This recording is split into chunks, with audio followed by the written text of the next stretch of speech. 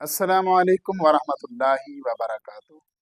नाजरीन, मैं आज आपको एक बेहतरीन वजीफ़ा बताने लगा हूँ कि जो बच्चे रोते हैं, चीखते हैं, चिल्लाते हैं, दिन रात, माँ बाप को सुकून नहीं और उन बच्चों को भी सुकून नहीं कि वो चीख चीख कर उनका बुरा हाल होता है।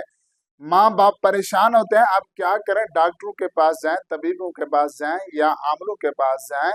तो मैं कहता हूँ कि आज मैं आपको जो वजीफा बताने लगा हूँ, इससे ना तो आपको डॉक्टरों के पास जाने की जरूरत पड़ेगी, ना आमलों के पास, ना हकीमों के पास, ना तबीबों के पास, बल्कि आप खुद ही घर में ही बैठकर आपने ये मैं आपको जो कलिमात बताने लगा हूँ, जो अल्फाज बताने लगा हूँ, आपने ये अल्फाज एक सफेद पेपर के ऊपर लिख कर बच्चे के गले में डालने हैं।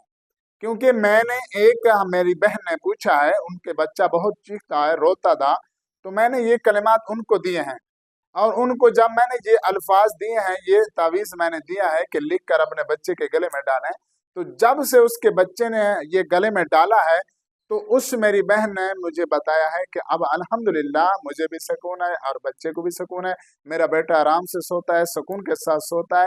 तो मैंने चाहा कि ये वजीफ़ा, ये तावीज़ आप तक भी पहुंचा दूं।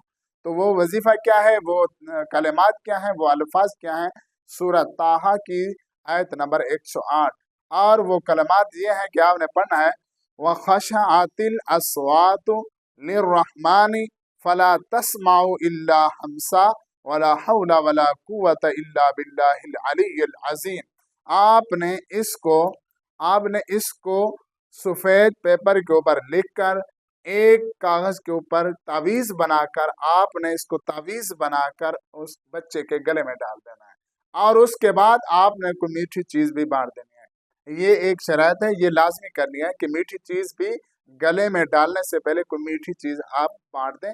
उसके बाद आप देखेंगे कि आपका बच्चा पुरसकून हो जाएगा और आप भी सुकून के साथ सोएंगे, बच्चा भी सुकून के साथ।